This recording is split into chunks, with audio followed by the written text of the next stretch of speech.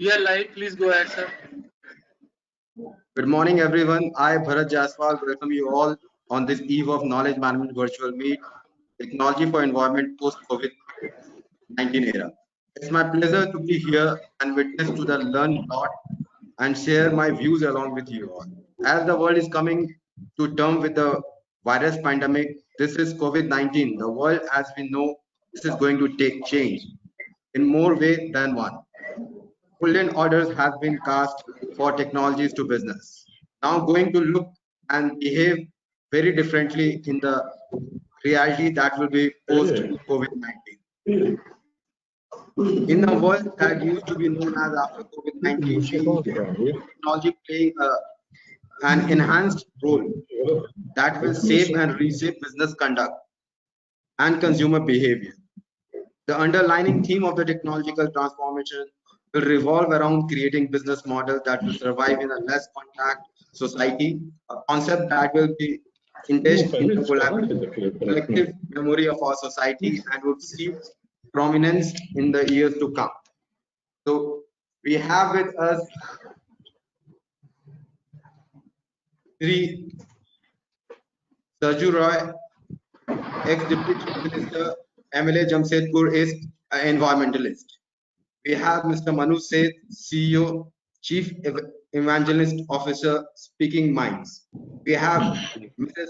Namita Panka, founder and MD Panka Biolu Limited. We have Dr. Jeremy Williams, Professor of Economics, Jai University, Dubai, UAE.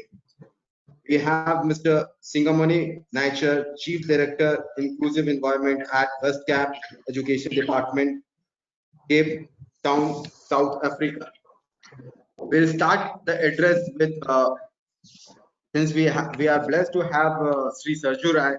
He's a RSS Samsevak, part of JP movement in 1973-79, Janata Party BJP and the minister in the BJP government, anti-corruption crusade, and instrumental in exposing the fodder scam involved various corruption charges.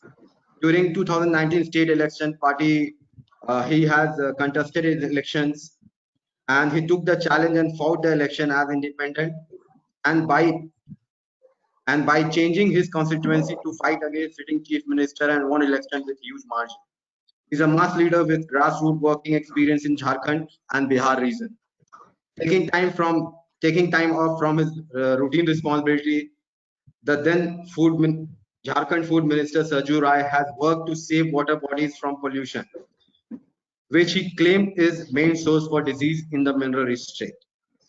He said in the court, "When I embarked on the clean water sources campaign 10 years ago, some people used to mock me.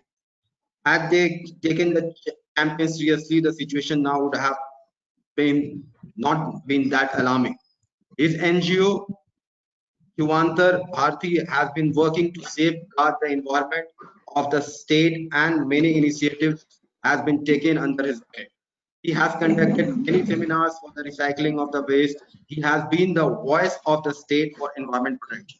I would request Honorable MLA Sahab, Sri Sarju Rai Sahab, to kindly deliver his theme address. Thanks to you all. I greet everybody on the dais.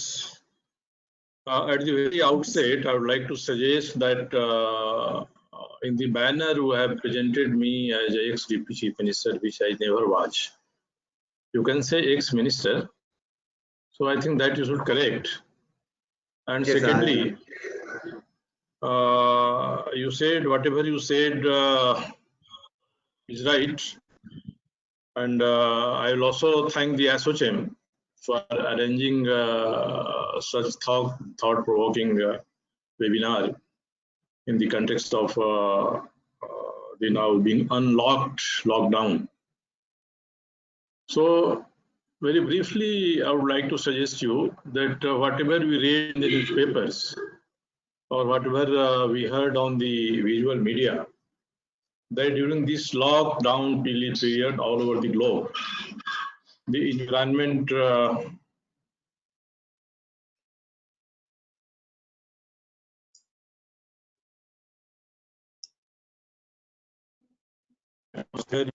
relatively clean. I was a day before study at Bokaro, and people there say now we can see the hillocks of the Parasnath, famous Parasnath Mandir from the Bokaro, which was next to impossible earlier. So just I'm saying whatever I heard in these days and the experience of other peoples. So a conclusion comes that lockdown period, our economic activities were checked, or we may say were stopped, and it resulted in the enhancement of the environmental qualities. I am a layman, and I feel gratified to sit before you qualified peoples, the professors and others. So now I can say that when we began the movement to clean Damodar on 29 May 2004, and later on we included in it several other water sources, we experienced that the rivers or water sources or even the climate, we must not say that we are doing all these things to clean the climate or clean the rivers or water sources. But in fact, the water sources, every river cleans itself during the monsoon season. Now it is remaining 8 months, we pollute them. And since this talk is related to green technology, sort of green technology, so I'm not against this technology, but whatever technology we adopted, if we adopted it half-heartedly, then the water sources and climates, they were polluted. There are so many examples all over the world that many rivers, like most polluted rivers like Thames, were made clean. But we have experience of our country, our nation. Even the river Ganges has been clean despite spending more than 8,000 crore rupees on it. So my submission is that let us think not to clean the rivers, water sources or climate, but not to pollute them. And in this context, green technology has a great role. So along with talking about green technology, we must also talk about the green attitude, green mindset, because everything breeds in our minds. And the industries or economic activities which adopt this technology, they think of making profit out of their industry or their events. So they sometimes made compromises. And my one submission before you all learned person is also that the creation of this problem, which we always talk in pre-COVID era, we used to talk about the pollution. So I feel that the brilliant minds and the very strong persons, maybe in politics, maybe in industry, in fact, they are responsible for this situation. Technology comes, and if a problem has arisen due to technology, the solution is also a technological solution. So I hope that technology in future will also breed solutions. The difficulty which we experience, and in this context, this talk is very relevant.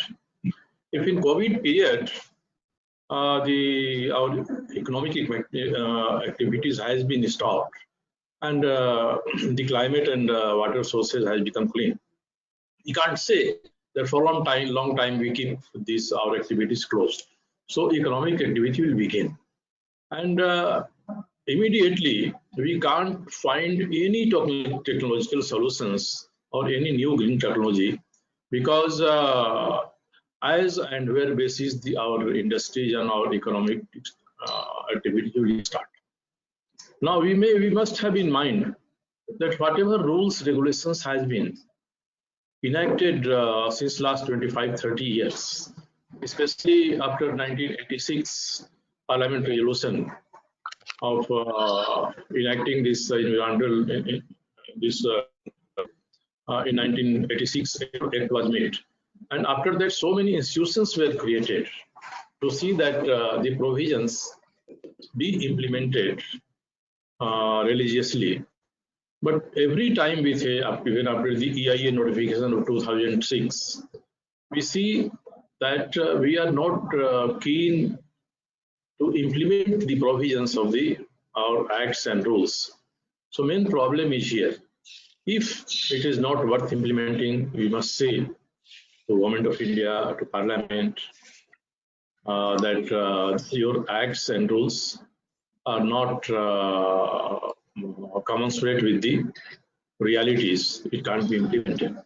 The problem is that the pollution comes from our economic activities. Whatever economic activity we do, even every person, we too, who talk about the environmental regeneration, we also, through our so many activities, do things which provokes the problem of pollution or making the dirtier environment. So it is upon the brilliant minds of the state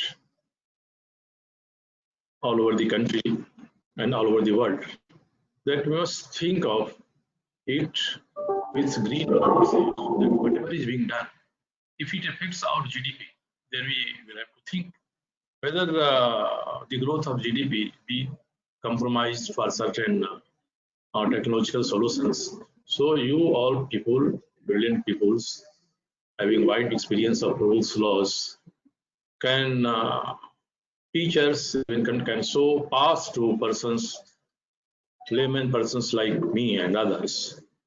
We are here to make awareness. We are here to point fingers this wrong is being done. But how can that be solved? Except we say that you follow all rules and regulations. So now in our society, brilliant persons come in administrative services, in police services, even brilliant persons from institutions like IITs and these management institutes. They go and they manage their industry and economic activities. But situation is like this, then we are very sad to say that they also compromise, not sometimes but very frequently, in the interest of their economic activities.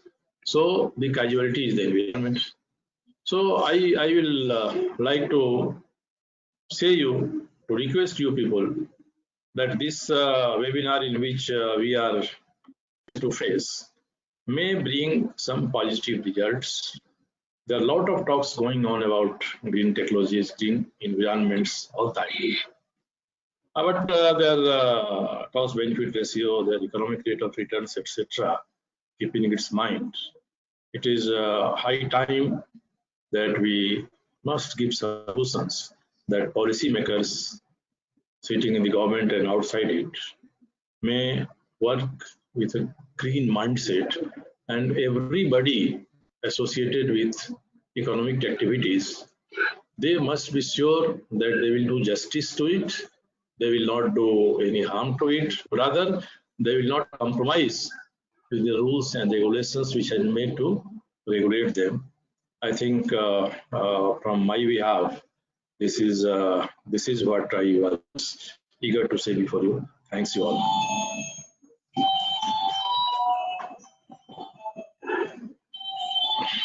Yes, hearing you. And since you have been doing a wonderful job in the technology, in the environment space, so it's our pleasure that we have started the session with your insight.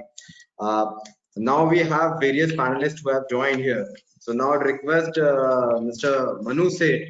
Mr. Manu Seth is he's a motivated business leader with a passion for creating values, innovation, and delivering technology services that that have a positive impact on people's lives. Well over 25 years of experience of demonstrating performance excellence in driving and scaling business at national and international market, driving profit and losses statements and creating large recurring revenues. He believes in spreading and driving with commitment to help entrepreneurs and business visionaries to grow, have the right desired tools, knowledge, and network that are necessary for successful across the globe. So now I request Mr. Manu Seth to start his address. Thanks, Bharat. Thanks for the introduction. And good morning to all the esteemed panelists and Honorable Sir, all the regards. And we appreciate all the great work that we have been doing. And I will pick up from the great lines which you gave up. It's all about the mindset. That was one of your statement. And you said that we have to work a lot on the green mindset, where we are working on a reactive approach, where we are trying to sort out things post the damages happen. What you are recommending is that we have to work before that. Even you mentioned some great lines, like a lot of people from a lot of organizations are working on a lot of white papers, a lot of policies. But one thing which you recommended was very right, and I'm sure a lot of our fellow panelists which have a lot of wide experience across the globe will also concur with this thought of yours, and we totally respect your thought and we should follow in the time to come, that the economical methods have to change. Yes, we are the growing nation, we are the youngest nation across the world, we have lot great things to follow and deliver in the market, but at the same point of time, the way the natural resources are being consumed and then they are being left over. So I will not use a word called wastage, because we have to improve over the period of time. And it's the time for us to move from a linear economy to the circular economy from what you said. I will just add to it that yes, green mindset with the proactive mindset, that how we can proactively work and ensure how we can optimally utilize our resources, how we can reduce the wastage, or how we can reuse them. And then all the words comes into play, whether it is recycle, whether it is landfill, whether it is waste management, dry waste, green waste, a lot of other things. I'm sure we all will have a healthy discussion. But to kickstart with a very small point, I would say it's time for us to leverage the green platform, the green technology, the latest of our technology tools, and get into the circular economy mode, where every material that we use, which is like we say that we use the product which is produced on the ground, we use it, we make or we manufacture products. Now that could be from plastic, that could be textile, that could be anything. Then they are consumed by the consumers. After consumption, they are being dumped. Means it's like either a use and throw, either it is disposable or it is discarded, or we have many things like EPR coming in terms of the electronic waste. Similarly, a lot of formulation of policies is happening. So it's the time where we optimize every component that is being used at various cycles of the product, which means that whatever is being wasted by the consumer A is being used as a resource for the production or the manufacturing of the next product for the consumer B in any form. It could be in a form of gas, it could be form of renewable energy, or the economical methods which even generate employment, which would even generate the better economies, which will even create opportunities to use lands across our sea beds, like whatever the facilities we have. So I will leave it open to other panelists also to add, and we all can then get into a healthy discussion. But yes, all these terminologies like blue economy and all those kind of technologies are going to be helpful. But the one good piece which you highlighted very well, and I would like to reiterate, is how do we execute it from the last mile and make it beneficial for the end consumer? And that's where we say that every component is to be used as an input and the output for the next level. Thank you, Mr. Seth, for your valuable insight.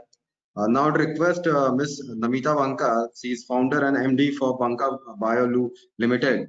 Ms. Namita Panka path is not an obvious one. Mother of two child, she started her first business in 1999. Worked as a diamond jewelry designer for 10 years in her home city of Surat.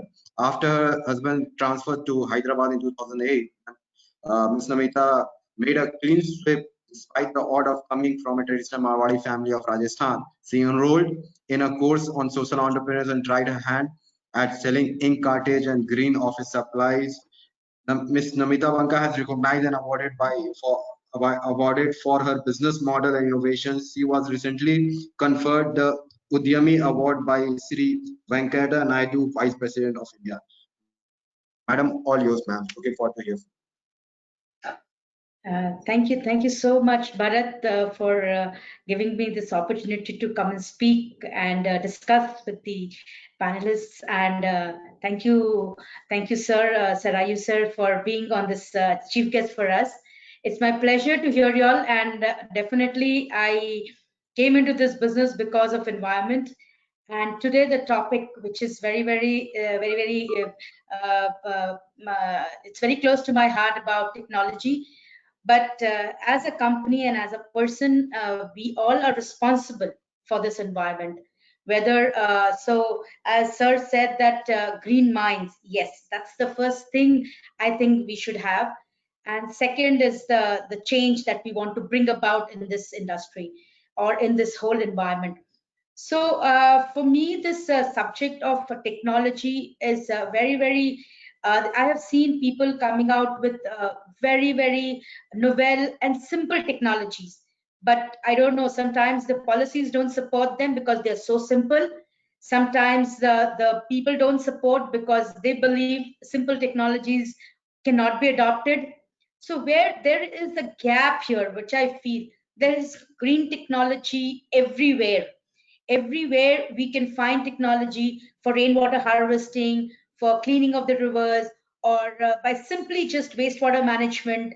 And in especially working in the sanitation space, I have seen there are such simple technologies which are available, but somehow they are not reaching to the masses, or maybe being simple is the cause of not being taken up. So I feel in our country, we are more aligned to very complicated stuff, and things that we don't understand, we try to adopt that faster. So there is this kind of a gap, which as Sir also said in his opening, that there are simple things and a layman like him can make such beautiful changes. So I feel that each person is in a way environmentalist, and there are technologies that need to be adopted in a simple manner. If it's a green technology, we always believe that it will be expensive, which again is, I don't know why that happens, but that should not happen. It's green doesn't mean that you have to be expensive or it has to be premierly priced. So talking about environment and technology correlation, there we need to keep them separate. Technology is one part and the environmental is second part. So company like us who are working in the environmental space, and all the companies who are talking about the CSR, they all focus, but green mindset or the green mind is going to definitely go a long way. So as I believe and I insist that ASSOCHAM should be putting this forward, this word called green mind. So that's where I take the note to the next.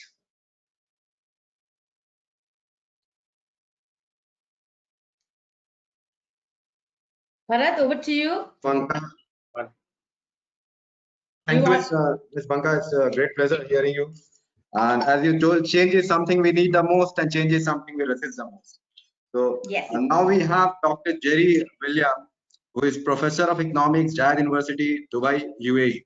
Mr. Jerry Williams joined Jayed University in January 2020, a PhD economist with more than 30 years of experience in higher education. Professor Williams has broad international exposure, have lived and worked in UK, Australia, Singapore, France, India, and UAE. He has led senior executive level positions in both universities and corporate sector.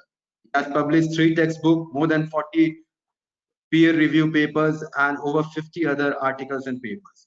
Specialist in the economics of sustainability, Mr. Jeremy has taught courses at graduate and undergraduate level in ecological environment, environmental economics, sustainable development, sustainable literacy. So now I would request Mr. Jeremy, Dr. Jeremy, to please, Dr. Jeremy, I would request you to kindly take from here.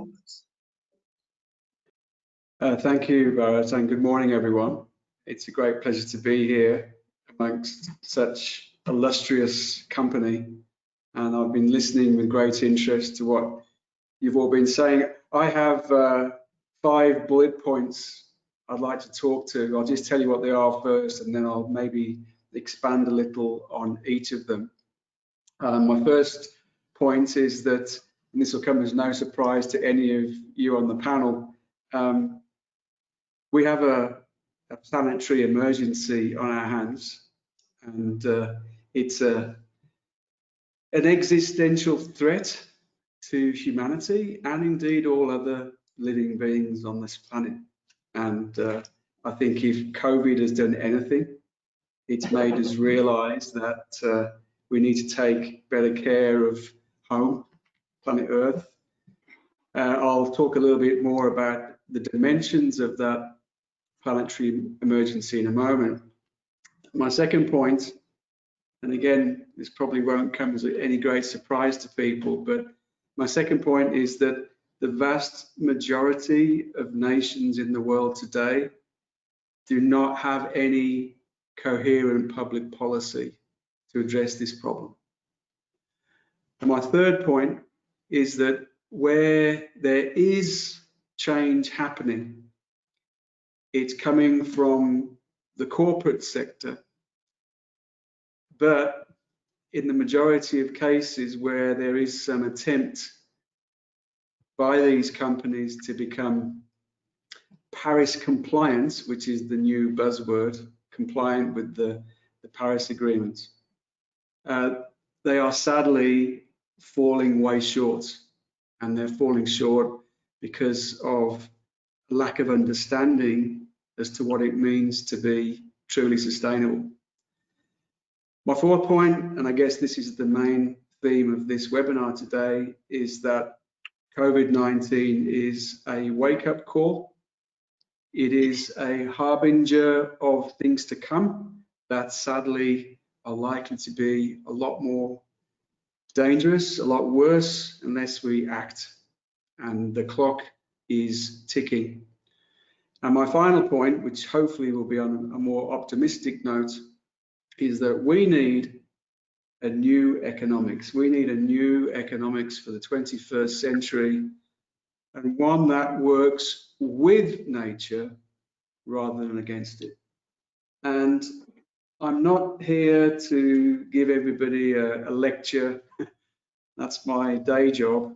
But I just would like to appeal to people's basic sense of humanity and realize that if we are in positions where we can influence thought, then it's our duty to do the very best we can to educate people as to the type of actions we can take.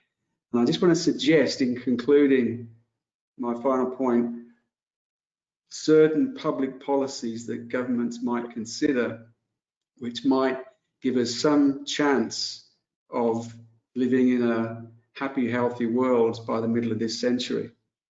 So my first point, planetary emergency, the science is in. There is no question about the science, all right? The focus typically has been on climate change, okay? And that's not to downplay climate change. It is a very grave problem, but one of the undesirable byproducts of the focus on climate and everybody focusing on the Paris Agreement, where we all have to be net zero greenhouse gas emissions by the middle of this century if we're to avoid warming of 2 degrees, 2 degrees above pre-industrial levels. What that has done inadvertently, I would suggest, is that it's caused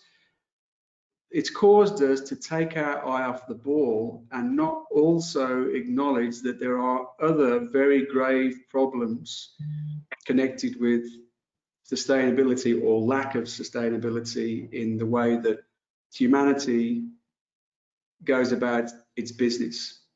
And the elephant in the room, which really has to be discussed at great length, is biodiversity.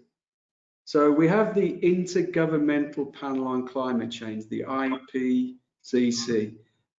Another equally important body in a global context is the IPBES, which is the Intergovernmental Panel on Biodiversity and Ecosystem Services. This organization does not get anywhere near the same amount of airtime as the IPCC.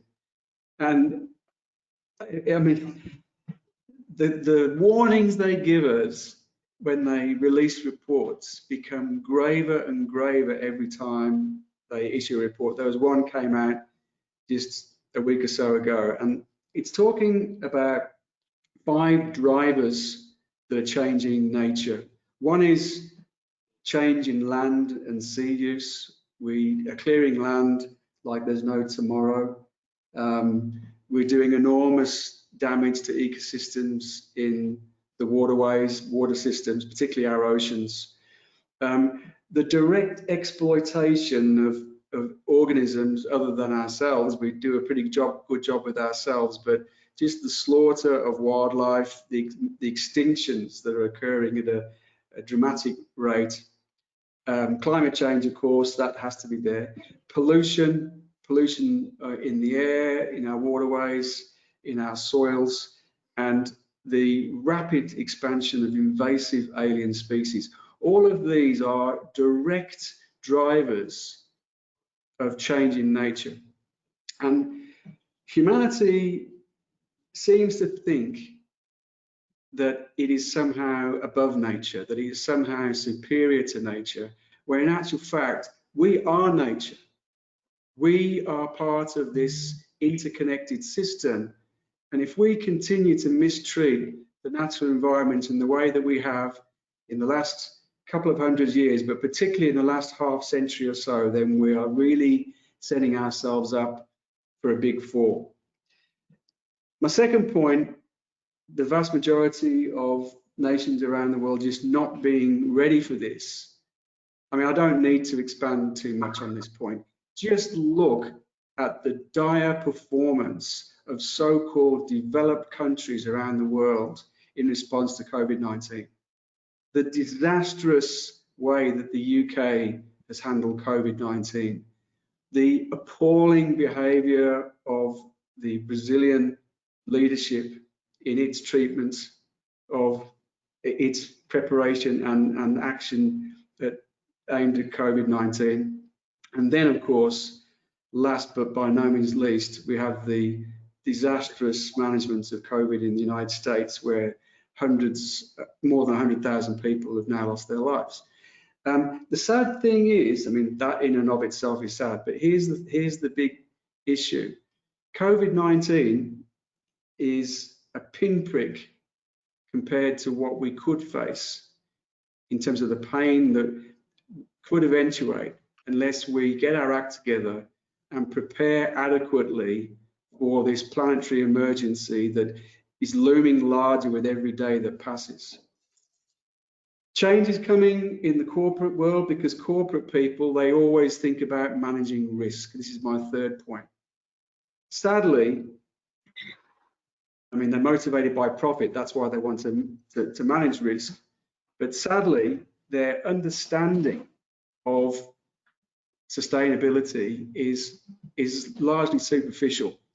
The people leading the charge here, I mean, they're a very conservative profession, but I take my hat off to accountants because they are the ones who are trying to push the envelope in terms of getting corporates to measure and monitor the consequences of their actions. So we've got fantastic initiatives like GRI, the Global Reporting Initiative. We've got integrated reporting now, which I think adds another dimension to it. But both of those approaches, and I'm not being critical of accountants here per se, I think their intentions are sound enough, but both approaches are essentially accommodating weak sustainability. That means that companies think that it's okay to be less unsustainable. Okay? And if every company in the world says, okay, look at me, I'm being clean and green, I'm being cleaner and greener, they are still being less unsustainable, they're not being truly sustainable. And Mr. Roy G nailed it in the sentence. He said earlier on, in the context of rivers, don't clean rivers, just don't pollute them. And therein lies the problem. Therein lies the problem. And Manu also commented about circular economy. This is the direction we need to head in, so that we need to understand that everything we do to produce and indeed consume must have a zero impact on the natural world. We are now in a full world. 50 or 60 years ago, it was an empty world. Like, I'm 60 years old now, and when I was born, there were 2 billion people in the world. Now it's 7.5 billion. Right? There's no room anymore to dump all of our waste or dump all of the residue from our production and consumption. So we have to think differently. This is why we need this new economics, one that mimics nature. Biomimicry is an area that we all need to explore. COVID is a wake-up call. This is my fourth point. It is something that's transmitted from animals to humans. It's a direct warning from Mother Nature that she's had enough. I'm reliably told by Google that COVID-19 is a zoonotic. It's a type of disease that transmits between animals and humans, and we're facing it in large part because of our expansion, humanity's expansion into wild spaces, and exploiting species in the way that we have done brings it into closer contact with wildlife. And this is what happens. COVID-19 may be one of the worst, but it's not the first. Just look at what we've had in recent decades. Ebola, SARS, the Zika virus, bird flu, all of these spread from animals to people. And the more we intrude on nature, and the more we try to exploit nature, the higher the probability that we'll experience these types of episodes. So the new economics, and this is my final point, the new economics of the world that we need to embrace, all of us need to embrace, and public policy needs to be informed by that, is one that works with nature. I concur wholeheartedly with Manu, who said that we have to move as quickly as possible to the circular economy, move away from this take, make, waste linear model to one which is about recycling and reuse, where everybody's waste is somebody else's input. And to the extent that it isn't, it must be 100% biodegradable, so it doesn't poison the rest of the earth. We need to think about harnessing the power of the market. I'm not proposing we throw the capitalist system out of the window. We've tried many other systems and they've all failed. Capitalism, like it or not, is the best system we have.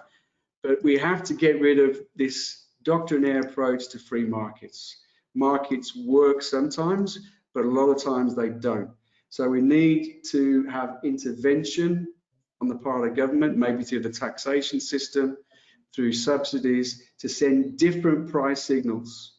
So it might be that we encourage types of businesses that Namita operates, where if you can demonstrate that you are truly sustainable, you're having zero net impact on the natural environment, and best of all, you're restoring the environment to how it used to be, you become a restorative organization, then you should be rewarded by that. And have a plan between now and 2050. Use a tax system to take away funds from those who are continuing to pollute, and from the proceeds of those taxes, you subsidize the good companies that are looking to rebuild, replenish our natural capital stock. And that, Bharat, is my sermon for today. Thank you very much.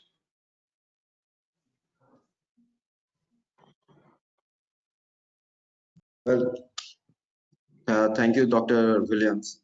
These are the punch tattva of for saving the earth, what you talked about. Valuable insight. Now to request Mr. Singamani Naiter, who is Chief Director Inclusive Education at Western Cape Education Department, Cape Town, South Africa. Mr. Singamani Nature was appointed as Professor of Practice in Curriculum Studies and Education Management in 2013.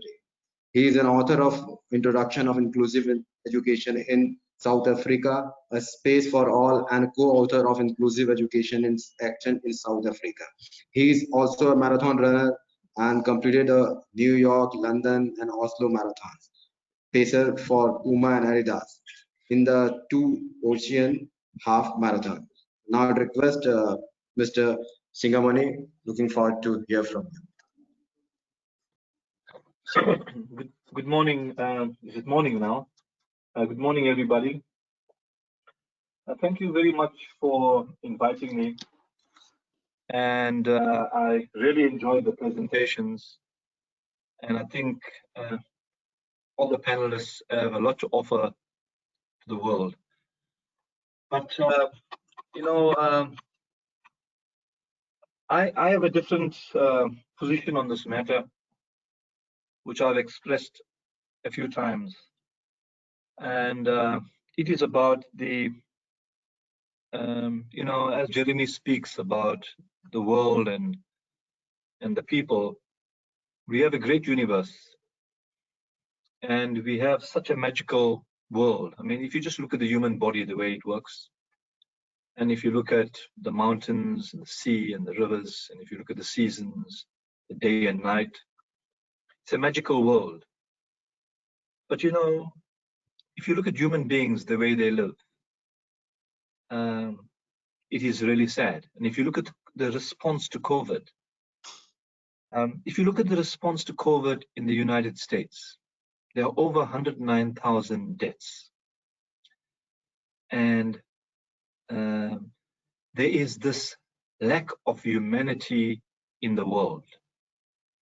And so I am concerned about the grief, about the social concerns, and how do we deal with the emotional pandemic? How do we deal with human beings? How do we deal with children that go back to schools? That's if they go back to schools. So there is this perception that's been created that the COVID would disappear and we would go back to where we were. But we cannot go back to where we were, because where we were undermined or alienated the majority population in the world. There are only some people who really benefit from the resources of the world. And so let's take children, for example. Go back to school. That's the theme. But children have physiological needs, they have safety needs, they have social needs, they have esteem needs. And for children to self-actualize, those needs need to be satisfied. So, you know, there is a silence in the world about the physical and psychological adaptation to a very different lifestyle.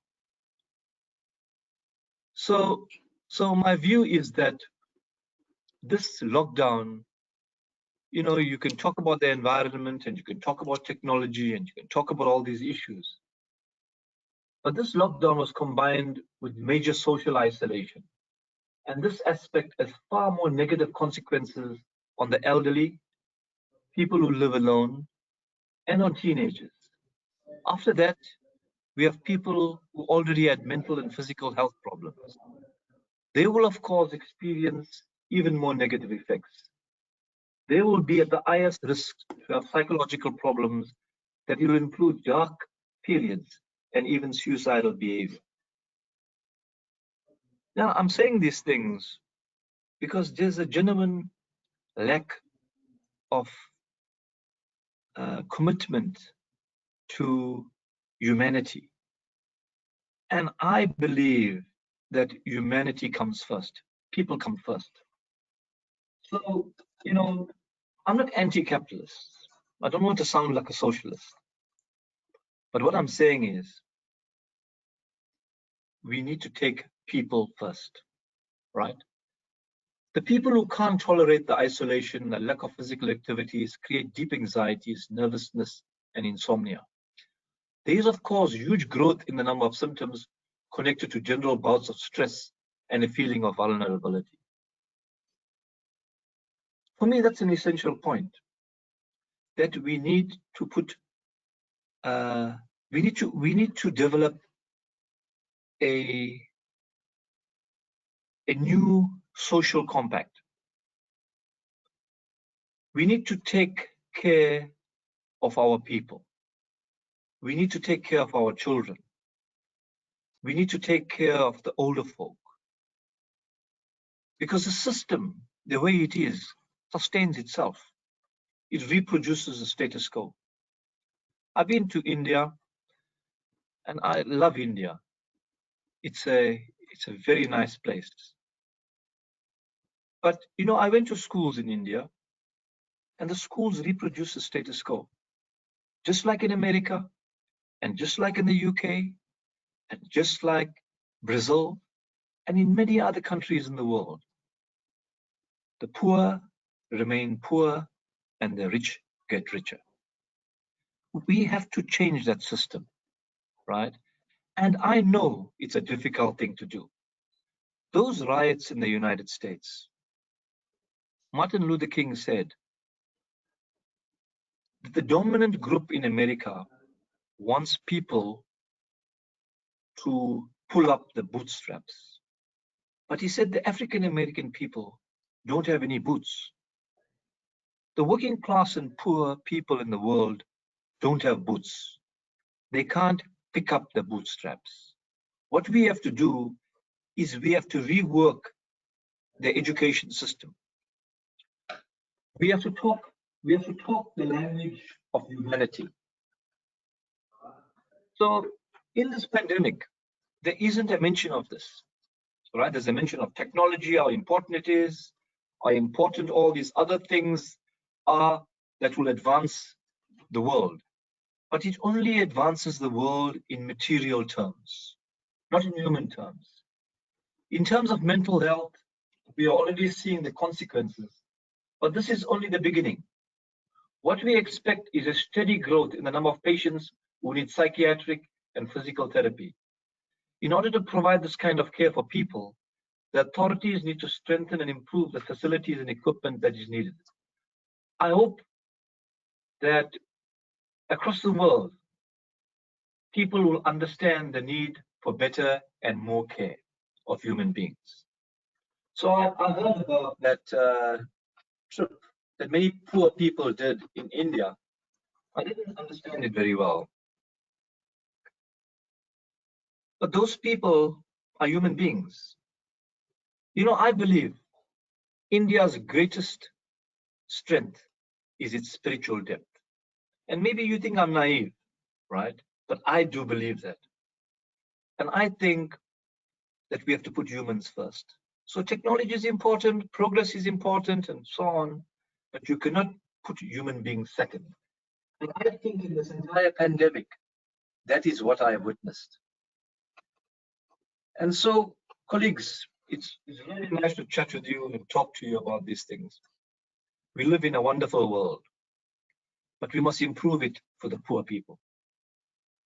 And that's my main message. And so, who are the real heroes in this COVID thing? Teachers are the unsung heroes. What do teachers get paid? What do psychologists get paid? What do therapists get paid? Right?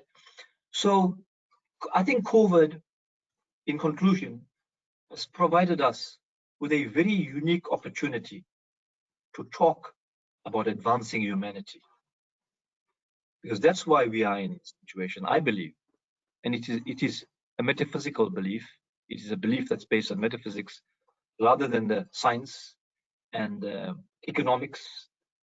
But listen, what have the scientists done to help us in this situation? They've done a lot of work, but they don't understand this thing, right? What have the economists done? You see how the economy works?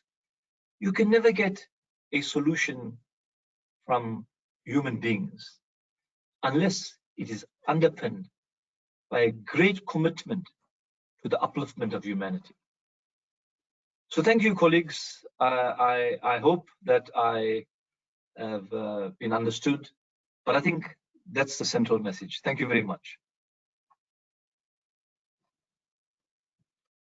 Thank you, Mr. Singamoni. It's a great pleasure. Now we have with us MLA Sahab, who has recently been awarded as one of the awardee for Environment Protection Awards, also recently held by the Jal Purush at Rajasthan.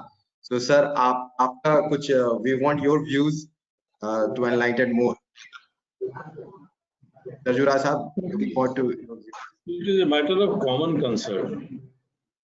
Maybe scientists, technologists, or social activists. It is of common concern that we must move towards betterment in the process of managing our society.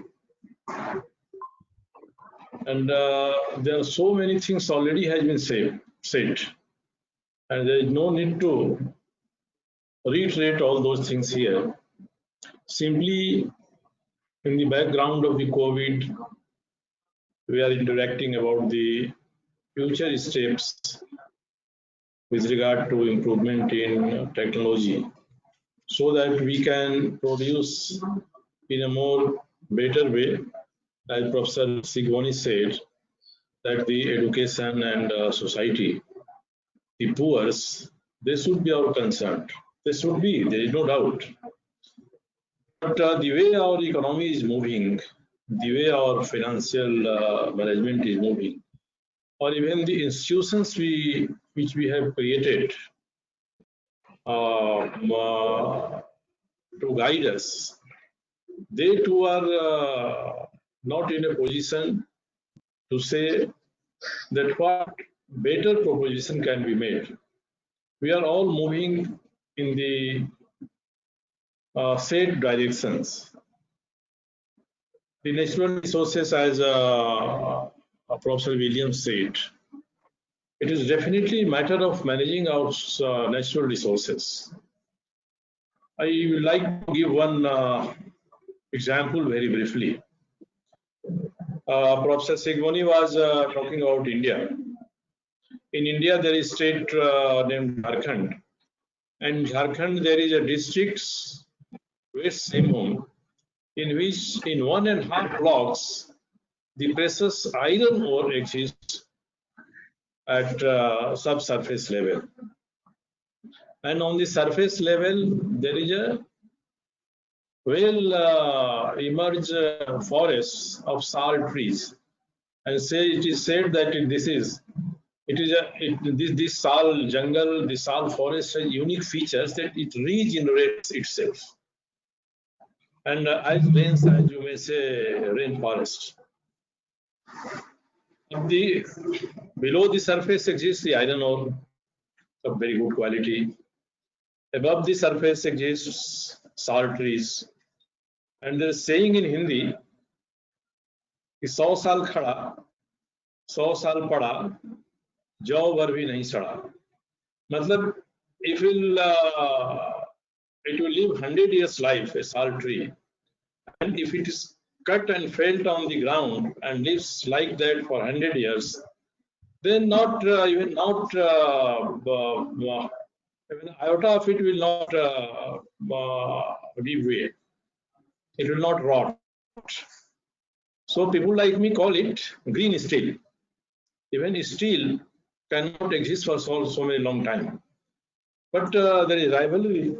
And if you want to use the subsurface level iron ore, we'll have to cut the trees.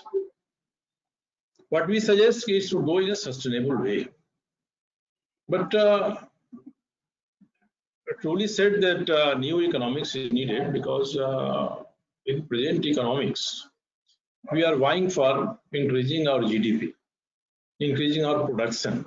But at what cost? We very rarely think of. The people who is involved in these processes, if they think that they are increasing their GDP or economic activities, and what cost is society paying? outside people outside that area, they cry, they say so many things, but it not work until and unless the people who are responsible for this industrial in industrious way, if they think and they have a green mindset, then things may change. So I too agree with Professor William that there is need of new economics, and this new economics will take care of society and social needs also. The poor and rich, the gap between them should be much lower. Now every year in prestigious magazines we say that this person is richest one all over the globe, all over the world, all over the state. We see it, and they take pride of it. We also enviously read this news. But what is the gap? There were thinkers like Ram Manohar Lohia, socialist leader, and Pandit Deen Upadhyaya, the earlier incarnation of the BJP Jansan leader. They said, Lohia said that there should be a gap of 1 and 10 between the income of the lowest and the highest. And Deen Dayal Upadhyaya said it may be 1 and 20. But what is the gap? If we think of poor, from where the poor emerge? Even in our government setup, we see that people at the level of secretaries and ministers, they get more than 2.5 lakhs. And in their very office, a person who works on outsourcing basis, he earns rupees 5,000 a month. What is the gap? If this gap will not come down, we can't be able to say that society will run like what our professors are saying here. And the new economics, the basis foundation of the new economics should stand on this, that the richest and poorest, there must have a reasonable gap. And it may become from the since the time the private sector have emerged, what happened to the bureaucracy? The senior most bureaucrat in the government, what he earns, 100 times better salary is given in the private sector for that person. So we must come together to think about this thing, that every is a human being and made of the 5 natural things. So what we need for maintaining family and our social status, we must think of a maximum point of this, and then we may say that the others too must avail, if not this exactly, nearest to it. And it is all based on our natural resources, because natural resources are the only source. You may say that primary source of livelihood and also primary source of energy. So we are changing the shapes and sizes. A friend of mine says that the actual production comes out of the fields, because in field we put 1 grain as a seed. Plant will emerge which may produce 40-50 grains out of 1 seed. But natural resources which are under the womb of our mother earth, we can't, any of the industry can't make 1.5 kg or even a gram of the iron. They can't add in it. So we are changing the forms, whereas the nature adds to it. So at the time of managing our natural resources, if we keep the point of sustainability in our mind, and very many people says that we must live for future also.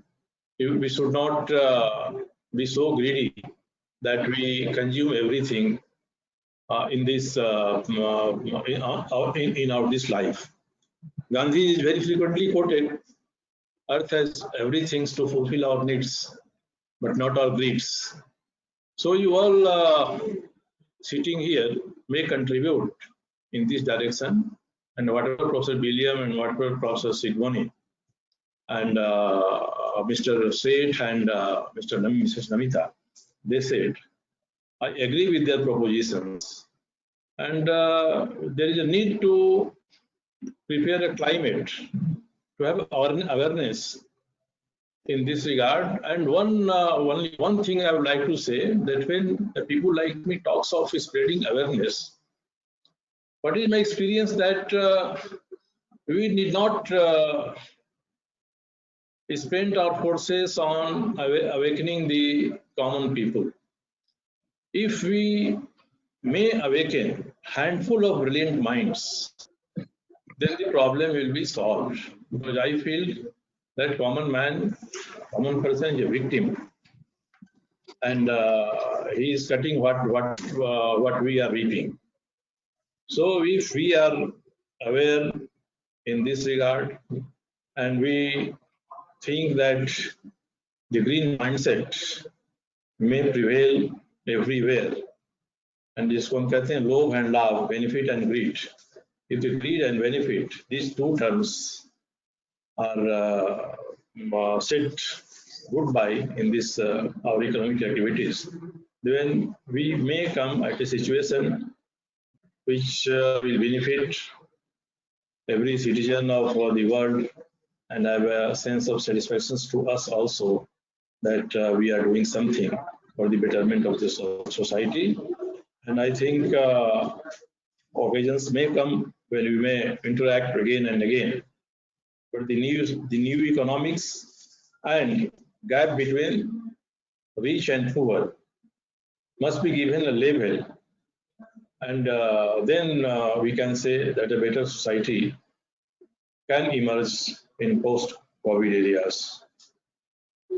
Over to Mr. Jaswal. Thank you, sir. Thank you very much. Always pleasure hearing your valuable insight. It has been a great learning experience for our regional office, and we have been following, and we have been. You are one of the very kind person who has always guided this regional office.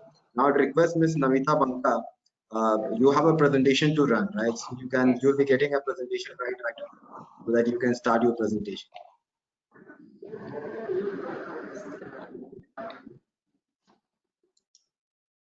Your screen, we are visible. We can see you. Can you see my presentation? Yes, we are seeing. Okay. So after listening to all of you, I really feel that I thought I'll just present a small in water and sanitation sector, because that is the key to all our living human beings here and the society. So for me, after COVID and for everybody, it's a time for touchless.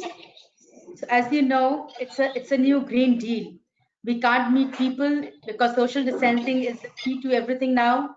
Second is, then how is technology going to work, and how we are going to manage some of our key resources that affects us on our daily life. So I'll talk on the subject of water conservation and sanitation management post-COVID, which will be, of course, a very, very big challenge. One side, we have the virus, and the other side is the water crisis. So now it's a very, very a crucial balance that we have to make, because that's the key to survival. So there are a few technologies which we work on, and it's available. I thought I'll just present that to just make people really realize there are so many things available which we are not looking at. So some of these are the urinals. So I have come across a lot of people saying waterless urinals. Of course, these urinals don't use any water, and they are no touch bases too. So the fear of being contaminated and impact on not using a lot of water. So adopting this technology can definitely go a long way. So we don't pollute, and we also save ourselves. So definitely there is a company called Zero Door which is producing this and has been very, very successful. in promoting and installing in numbers in India. It is a made in India product and done by an IIT guy. So it's just speak and forget is going to be the new mantra post-COVID. The second thing comes in our mind is, okay, we have a urinal. What about a WC? Do we have a WC which can be a touch-free WC, which can have less water usage? So yes, we do have that technology. There, of course, it takes time for us to understand and adopt because we don't have that green mind. So this technology is very simple. Uses a foot lever to flush your toilet, uses only 1.5 liters. So of course, using foot lever will not allow, will stop you from cross contamination. It will be a flush and forget it kind of a system. Then of course, I am bringing about the idea about how we, each one of us, can think of changing the faucets and fixtures that we have in our homes. These are very simple things that can be done. They're available in the market. You can buy it from Amazon, Grow a Color, and of course, it's available online everywhere. What we need to do is really think about them and go for it and see how we make a difference post-COVID. Of course, this is a very, very new technology where wastewater can be monitored, because we are talking about COVID or the virus being present in the wastewater, and it can become a big pandemic next. So unfortunately, if a patient is living 20 kilometers away from you and the wastewater is carried to your place, you're not able to monitor it, you may also fall sick in the coming months. So we need to adopt some method of monitoring the wastewater, how the communities are discharging. Sorry. Then over and above comes the third point, the last, how are we going to treat it? Is it going to be treated in a centralized system or in a decentralized system? So people, we all have to start looking at a very, very effective method or a decentralized way of treating our waste where we are. So it can help in stopping the spread of the virus or any other kind of diseases which are being carried by the water. Just not coronavirus. We have E. coli, we have other bacteria which really infects us due to 70% of our water which has been discharged directly into these rivers. So as sir said, don't pollute, don't clean it, don't pollute it. So this stands very, very clear that yes, we have to manage our own waste, and that way everybody becomes responsible of what they are consuming and what they are defecating or what they are excreting.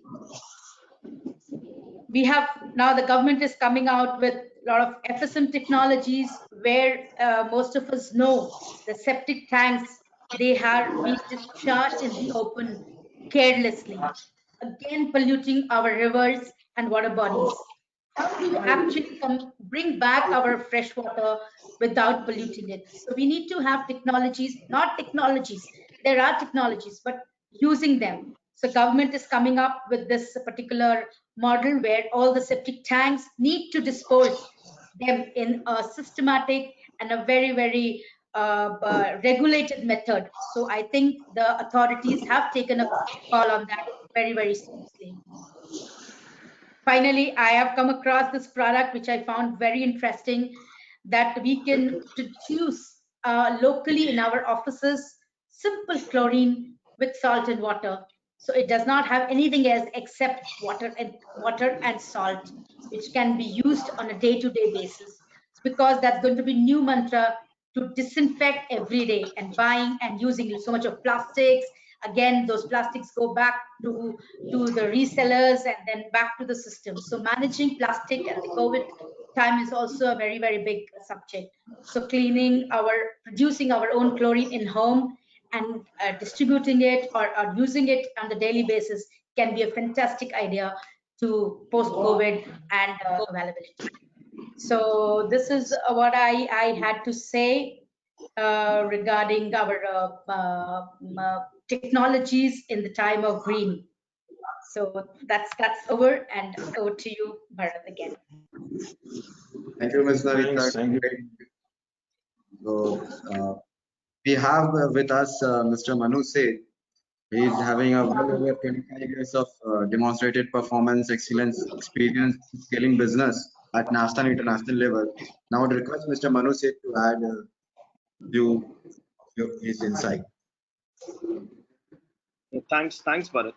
And I'll just try to put some perspective. Uh, One sec. Show my screen. Can I try to show? Is my screen visible now? Yeah. Yes, yes, it's visible. So how do I move to the next slide?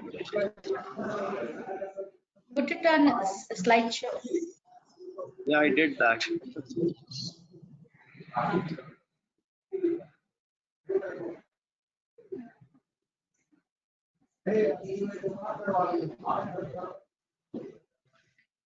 Bharat, have you made me on the slideshow?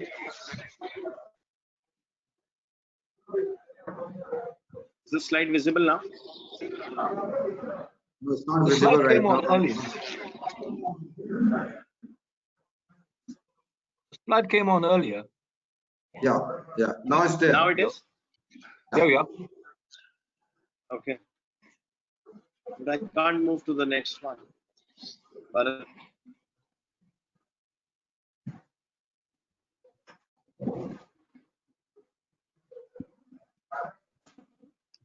Anup, could you Is please it help there? him? Yeah, it's there. It's there. Slide is visible. I just want Manu, to... this is Jeremy. A trick Okay. is Oh, just now it's hit clear. the cut. Yeah, now it's clear. Yeah. Is it clear now? Yeah. Thanks, Jeremy. Thanks. See, a lot of speakers and all the eminent panelists spoke good words. So I just want to talk about something like a hammer and dance theory. And I totally appreciate that we have to put mankind, humanity as the topmost priority.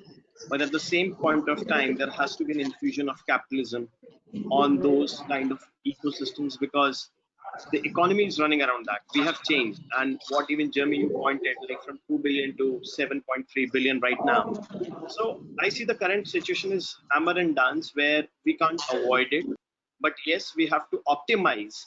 And from that perspective, the way the resources, the way the humanity, the mankind, the resources are changing, I thought the new normal is looking like this. So I just put my own three words, which I would like to summarize in a perspective like protect. So we have to protect humanity, the mankind that's losing its sheen. We have to even protect our resources, the nature, whatever the great terminologies we have used, we have all spoken about, we all understand. So from a very layman perspective, I was trying to put across three words, which I just want to share here is protect. That's how the scenario is. We should recover. So recover is whatever we have been the produce, whatever has been the output, how the output is being used as the input for the another person, which even gets relevance to the economic situation, which even gets relevance from a mankind, from a humanity. Like we spoke about teachers, we spoke about therapists, we spoke about consultants. So everything in the ecosystem is changing. And from that very layman perspective, I just immediately thought that three words looks very apt to me from my perspective. I am happy to hear the viewpoint from all the other esteemed panelists. I thought protect, recover, and it's the time to retool. Yes, the fundamentals will not change. Economics will remain. The economic system has to be there. It has to get more robust. The natural resources are getting depleted. Even ma'am shared some new innovative ways and fundamental formats, how we can recoup with the water things, with other waste, other produce, which is being can be used or is being wasted. So my thought of putting here is from a ecosystem perspective, and most important from a layman perspective is that what we can protect, how we can recover in the current scenario, what is that we can manage the most, and how do we retool in the post-COVID scenario, which has shaken up the whole ecosystem, whether it is India, whether it is the US, whether it is UK or any other North American market or the South American market. So from a layman perspective, it is very, very important. And the most important is that it's all the change. Yes, might be a very, very broad word which I might be using, but this is something which in our context of the environment, resources, and the technology, I will just come back to my three words where I say that protect, recover, and retool from the current situation, because we can't just leave the capitalism, we can't just leave the social economic system. We have to have the right blend. It's like the change is happening, people are changing, the behaviors are changing. The No one was earlier using these kind of technologies, but now we all are adaptable to it. The world is shrinking. Like even right now, we have connected the African market, we have people from the Middle East, we have the panelists from Indian market. So the world is shrinking. So in the context of our environment and the resources, I felt that these terminologies in the format of protect, recover, retool, and what all our eminent panelist speakers have spoken, they are very, very important. That how do we reshape the whole ecosystem and we start working in a more quantifiable manner. So like we pollute less, we give less of the wastage output, and whatever the waste is coming, we ensure that it can be used back for some other products, some other reproduce is happening, it is getting back into a form of an energy. Are we saying that it has to be a renewable energy? Because the terminologies like green technology, blue economy, all that will take its own time. The infrastructure will take its own time. Like when we talk about 5G, IoT, connected ecosystems, the whole world is in that changing scenario. But from the perspective of the layman, the resources, the larger population, whether it's from the urban market, the rural market across the globe. When we talk about Africa as a continent, we talk about the South America as a market. I think there are a lot of initiatives which we have to learn from some well-developed markets, have to be practiced well and executed well. So that was the just few broad words which I wanted to share with the eminent panelists here and take their viewpoint on. So Bharat, I can come out from the presenter mode.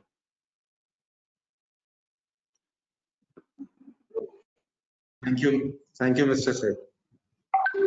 So now I would request, since every good thing has to come to an end, so before concluding, I would request Mr. Sarju Rai, who is a member of Legislative Assembly, I'd request him, MLA Saab, to please deliver a concluding remarks, a conclusion, so that it would not be a conclusion, sir. Definitely, we always have all your inputs with us. We try to work on those, on creating right kind of policies with government.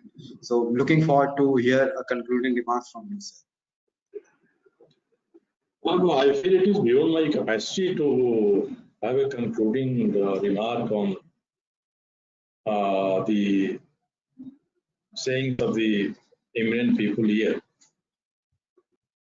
With regard to the new economics, the challenges of coming social systems and industrial activities, I would just like to put a word that the new economics should, in my view, have a basis to decipher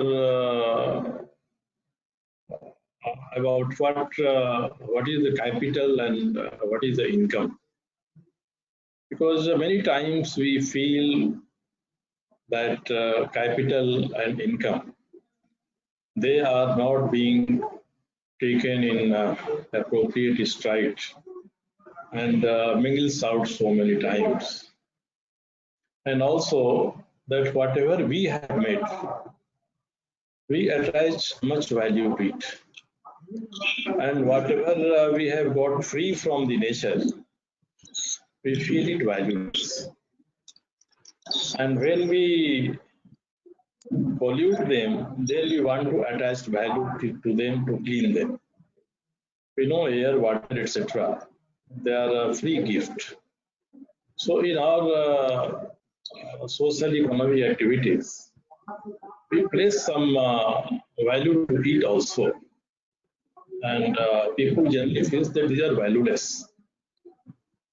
And many a times, while using the natural resources, we fail to differentiate whether they are capital or whether they are incomes. So if two things get some significance in our thinkings and making future roads of a new economics based LAs, then we may all be hopeful that the situation will change. And I hope we all, with this webinar, will end with an optimistic note. The persons to whom the shoe is pinching will find a solution. And if we agree on this, we may be able to make a consensus out of it about few things. Then I think everything will be taken care of, and the eminent persons present in this webinar and others too, and especially the institutions we have created. These institutions must be strengthened, and they too have elastic approach towards the situations which we are facing, and we must all be able to amend first ourselves and point fingers first towards ourselves. Then I think the situation will improve. We have faith, since a person like me have faith in God. So we must be optimistic that the coming technology will resolve so many problems. And it is a saying about the technology that it is a good servant but bad master. We hope the future technology will take care of our needs, and we shall be instrumental in changing the present base of the economics as well as the social requirements. I think I have not much to say, and I again feel gratified and express my gratefulness to you all that I got opportunity to share some times with you. Thanks to you all. As I told earlier also, it's always a pleasure hearing you. So now I'd request, since we have Dr. Jeremy here, so we'd request a last comment from him coming would be a very great. Dr. Jeremy, I have one brief comment from you. Thank you, Bharat. I have one very brief comment, and I'd like to just lead off from Mr. Roy G's reference to future technology and reference a comment that Namita made earlier about technologies not necessarily having to be high tech. You know, they could be simple, novel technologies. And I'm reminded that my grandmother was truly sustainable. You know, she lived on a mountainside in North Wales in the UK, and she and the family lived within their means. They sourced everything they needed from where they lived, and they disposed of all their waste where they lived. And I think sometimes if we're looking for technologies, we might look backward as well as forward, you know, and listen to what our grandparents did. And certainly in Australia, where I've spent a lot of my life, there are superb technologies that have been practiced for tens of thousands of years by the indigenous population in Australia, who were truly custodians of the land. And I think, you know, we sometimes get blinded by all of the high tech. Just like, I mean, look at how we're communicating with one another today. It's marvelous, isn't it? But sometimes I think we also have to listen to our forebears, talk to our grandparents and ask them how they did things, and we might learn something. Thank you. Thank you, Mr. Jeremy. On behalf, with a deep sense of gratitude on behalf of ASSOCHAM, I would like to thank each one of you for taking time from your busy schedule, especially Sri Sarju Rai ji, MLA Jamshedpur East, environmentalist with us. I'd like to thank Mr. Manoj Seth for taking time and being with us, Mrs. Namita Panka, Dr. Jerry Williams. You have been very kind, Dr. Jerry Williams, and joining us. And I'd like to request, thank Mr. Singomani. I would also like to thank the delegates who have participated from the various part of the country. I'd like to thank you, each one of you, with a deep sense of gratitude on behalf of ASSOCHAM, and we are looking forward to work together on making state and country a better place to live. Thank you very much.